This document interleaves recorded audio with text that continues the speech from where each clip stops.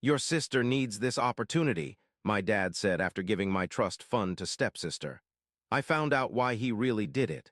Months later, I took him to the court. I'm 20.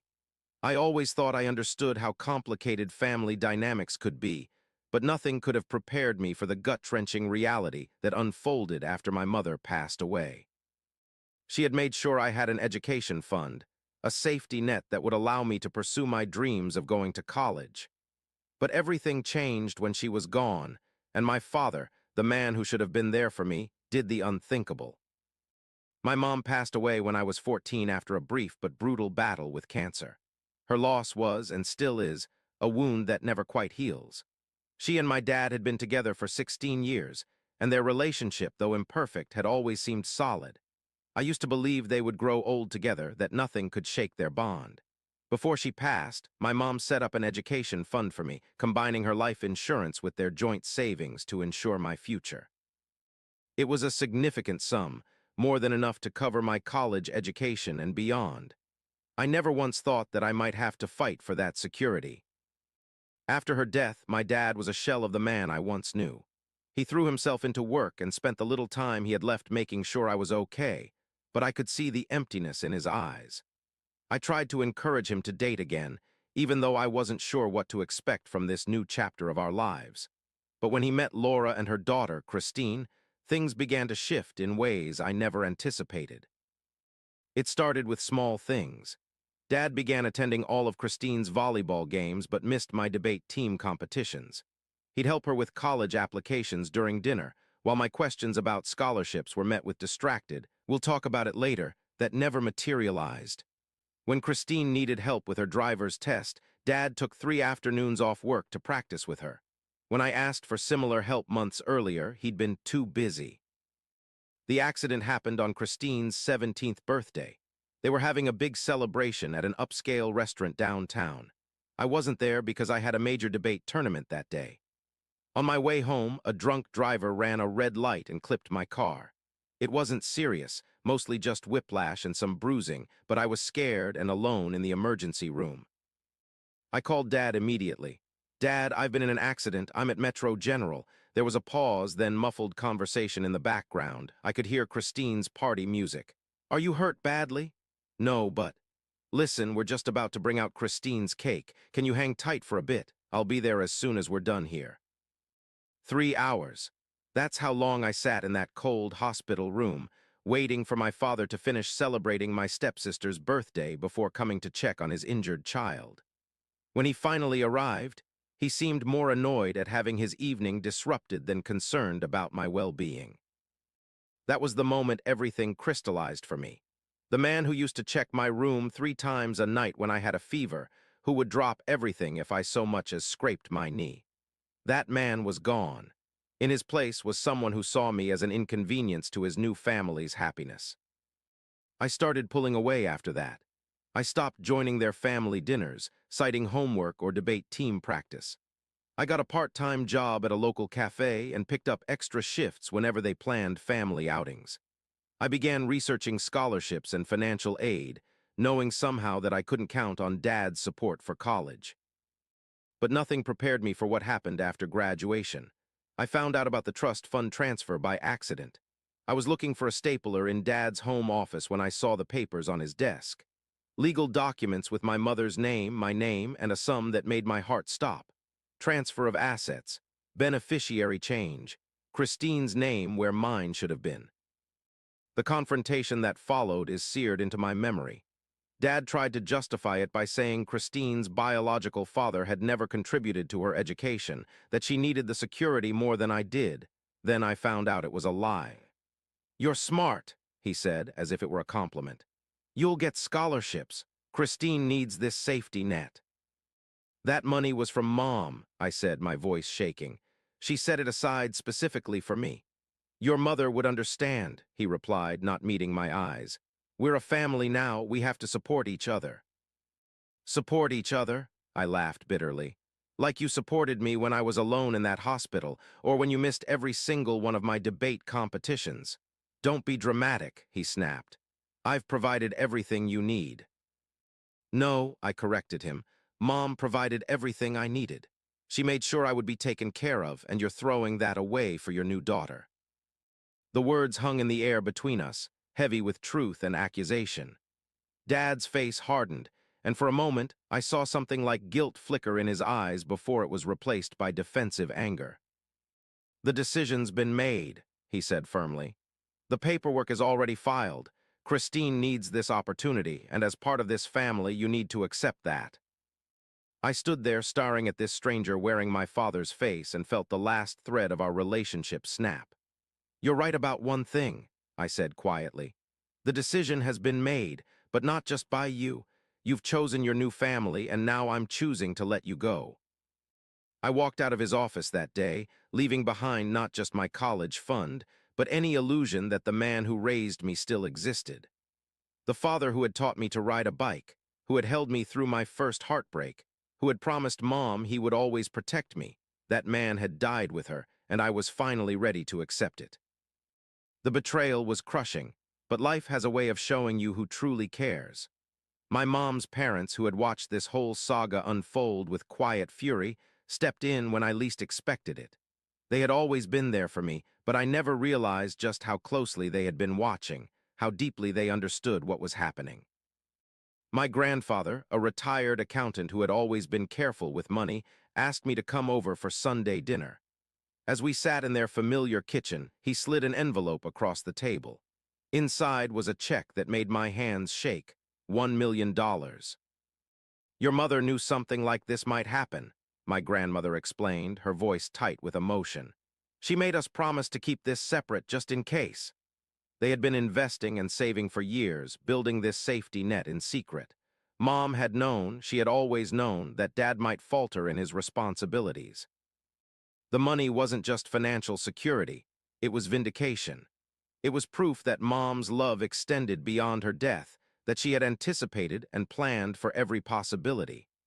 I broke down crying right there at the kitchen table, overwhelmed by the depth of her foresight and my grandparents' devotion.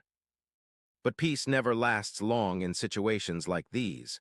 Somehow, probably through Laura's gossip network, Dad found out about the money. His call came during dinner, his voice dripping with indignation. "How could you keep this from me?" he demanded. "From our family," the way he said "our family" made my blood boil. "Christine needs help with college too. You need to share this money. It's the right thing to do." I almost laughed at the absurdity.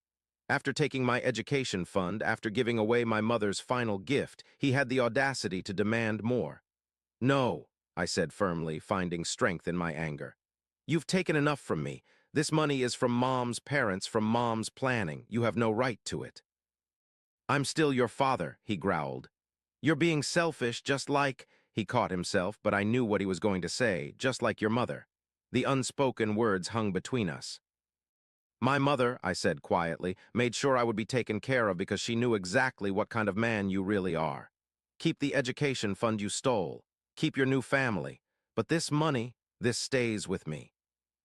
I hung up before he could respond, my hands shaking but my resolve firm. This money wasn't just cash in a bank account. It was my mother's last act of protection, her way of reaching through time to help me when I needed it most. I wasn't going to let anyone take that away from me, not even the man who used to be my father. Update 1. Hi there, it's been a couple of days since I last updated. A lot has happened since then. The aftermath of my refusal to share the money was like watching a storm gather. My dad's initial reaction, anger mixed with disbelief, quickly escalated into something uglier. He called repeatedly, leaving voicemails that oscillated between guilt-tripping and outright threats. "Your mother would be ashamed," he said in one message, his voice dripping with disappointment. "She raised you to be better than this." The irony of him invoking Mom's memory after everything he'd done was almost too much to bear. Each message felt like a fresh wound, reopening the pain of his betrayal. For a brief moment, doubt crept in. I found myself sitting in my grandparents' house. I moved in their house temporarily, late one night, staring at the check from my grandparents, wondering if I was being too harsh. Christine hadn't asked for any of this. She was just a kid who'd grown up without a father, who probably thought she'd finally found a complete family. Maybe I could spare some money, be a bigger person. But then I remembered everything. The hospital room where I sat alone for hours after my accident. The empty seats at my debate competitions. The way Dad's eyes would light up when Christine achieved something, while my accomplishments were met with distracted nods. The casual way he'd signed away my education fund, as if my mother's final gift meant nothing. The truth about their relationship came out in the most unexpected way. I went back to the house one afternoon to pick up some old photo albums I'd left behind. As I approached Dad's study, I heard raised voices through the half-open door. "This isn't right," Laura was saying, her voice tense. "Taking his money, his mother's money, to give to Christine? What were you thinking?" "I'm trying to make things right," Dad shot back. "She's my daughter, Laura, my daughter who I didn't know about for 17 years. Don't you understand? I have to make up for all that lost time." I felt my whole world tilt sideways. Without thinking, I pushed the door open. They both jumped, turning to stare at me with identical expressions of horror. "Dad," my voice sounded strange to my own ears. "What are you talking about? What do you mean, your daughter?" The silence that followed was deafening. Dad sank into his leather chair, suddenly looking every one of his years. Laura wouldn't meet my eyes. "You might as well tell him," she finally said. "He deserves to know the truth." So they told me everything. About the night my parents had their biggest fight when I was still little. How Dad had stormed out and ended up at some bar downtown. How he and Laura, both drunk and miserable, had made a mistake that would change all our lives. Laura had discovered she was pregnant a few weeks later, but by then she'd already decided to leave town and raise the baby on her own. "I never told your father," Laura said quietly. "It was a one-time thing, and I didn't want to destroy your family." The irony of that statement wasn't lost on any of us. They ran into each other again at Sonny's diner a few months after Mom died. Dad was there drowning his sorrows in coffee. Laura was having her usual breakfast.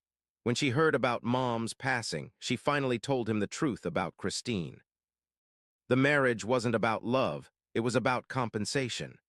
Every time he chose Christine over me, every time he poured resources and attention into her life while neglecting mine, he was trying to make up for years of absence.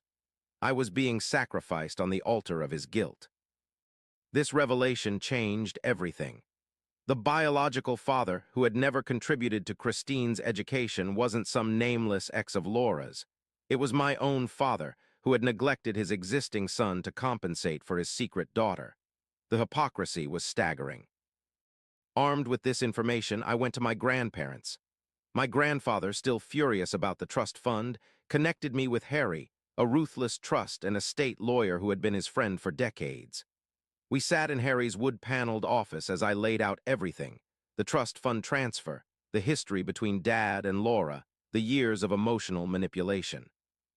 "Your mother's trust was ironclad," Harry said, reviewing the documents. "Your father had no right to transfer those assets without your consent, regardless of his intentions." He looked up at me, his eyes sharp. "We can not only recover the funds, but also pursue damages for breach of fiduciary duty." The lawsuit hit my dad like a thunderbolt. I'll never forget his face when he was served with the papers at his office. According to his secretary, who later became one of our witnesses, he turned pale and had to sit down. Laura and Christine were served separately. We made sure to name them both as co-defendants to prevent any further transfer of the funds. The legal battle was brutal. Dad hired an aggressive defense team, trying to argue that the transfer was in the spirit of my mother's wishes to provide for family. But Harry was better. He systematically dismantled their defense, presenting evidence of Dad's pattern of favoritism, the suspicious timing of the transfer, and most importantly, the clear language of my mother's trust. The smoking gun came from an unexpected source. My mother's old friend, who had been her confidant, came forward with emails from Mom expressing concern about Dad's reliability. "If anything happens to me," she had written, "make sure the trust stays protected. I love him, but I don't trust him with our son's future." Those emails, dated just months before her death, were devastating to Dad's case. The court proceedings were tense. Dad tried to paint me as a vindictive son, unwilling to share with his sister. But when our lawyer revealed the truth about Christine's parentage in open court, the judge's expression changed. The narrative shifted from a story about a selfish son to one about a father's betrayal and attempted cover-up. The judge's ruling was comprehensive. Not only did Dad have to repay the entire trust fund, but he also had to pay substantial interest and penalties. The judge was particularly harsh in his comments about Dad's breach of fiduciary duty, calling his actions a profound betrayal of both his late wife's wishes and his son's interests. Laura and Christine were in the courtroom when the verdict was read. Laura looked shell-shocked. Christine was crying. Part of me felt sorry for them. Their perfect family fantasy was crumbling around them. But then I remembered all the times I'd cried alone in my room, all the events they'd attended while I sat forgotten, all the love and attention that had been diverted from me to make up for Dad's guilty conscience. After the verdict, Dad tried to approach me outside the courthouse. "Son," he began, his voice breaking, "I never meant for any of this to happen. I was just trying to make things right." I looked at him, really looked at him, for the first time in months. The man who had taught me to ride a bike, who had checked under my bed for monsters, who had promised Mom he would always protect me, that man was gone. In his place was someone I barely recognized, someone who had allowed guilt and shame to corrupt every good thing we'd had. "You weren't trying to make things right," I told him quietly. "You were trying to make yourself feel better. There's a difference." I walked away then, leaving him standing on the courthouse steps. The money would be returned with interest, but some things couldn't be recovered. Trust, once broken, is like a shattered mirror. You can piece it back together, but you'll always see the cracks.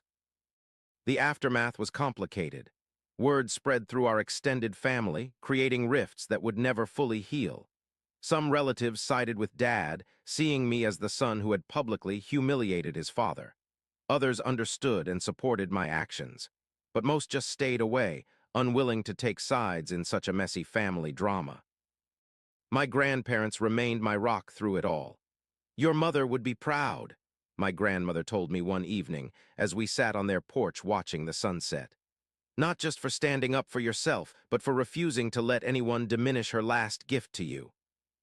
The money was finally returned, with significant interest, but the real value wasn't in the dollars and cents. It was in the knowledge that I had fought for what was right, that I had honored my mother's memory, and that I had finally broken free from the web of guilt and manipulation that had entangled our family for so long. Update 2. Since that day, things have been a whirlwind. My grandparents have been my anchor through all of this, not just emotionally, but practically too. One evening, they brought up something I hadn't even considered. "You need professional help managing this money," my grandfather said. "Not because you're not capable, but because this is a significant sum and you need to make it work for your future." I was resistant at first. The money felt like Mom's last gift to me, and letting someone else handle it seemed wrong somehow. But my grandmother, with her usual wisdom, put it in perspective.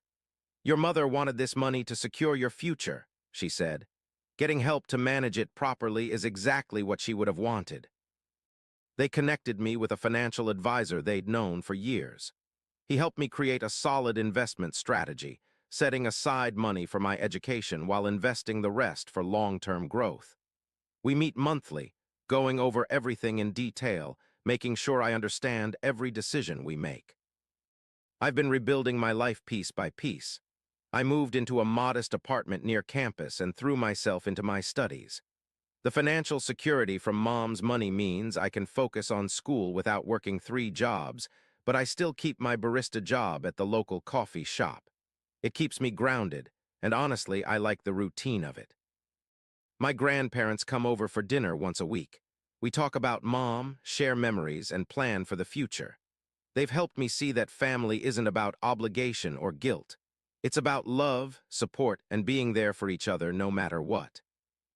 The hardest part has been accepting that my relationship with Dad is probably over for good. Sometimes I drive past our old house and see him playing basketball with Christine in the driveway or helping Laura with her garden. It hurts, but not like it used to. I'm learning that it's okay to let go of people who don't value you, even if they're family. Mom's money wasn't just financial security, it was freedom. Freedom to choose my own path, to build my own future, to be my own person. Sometimes I sit in my apartment late at night, looking at her picture, and I think she knew this would happen. She knew Dad might falter, and she made sure I would be okay anyway. That's the kind of love that lasts, the kind that plans ahead, that protects, that gives you the strength to stand on your own. And while I lost my dad in this process, I gained something more valuable. The knowledge that I can survive anything, and the certainty that I don't have to compromise my self-worth for anyone, not even family.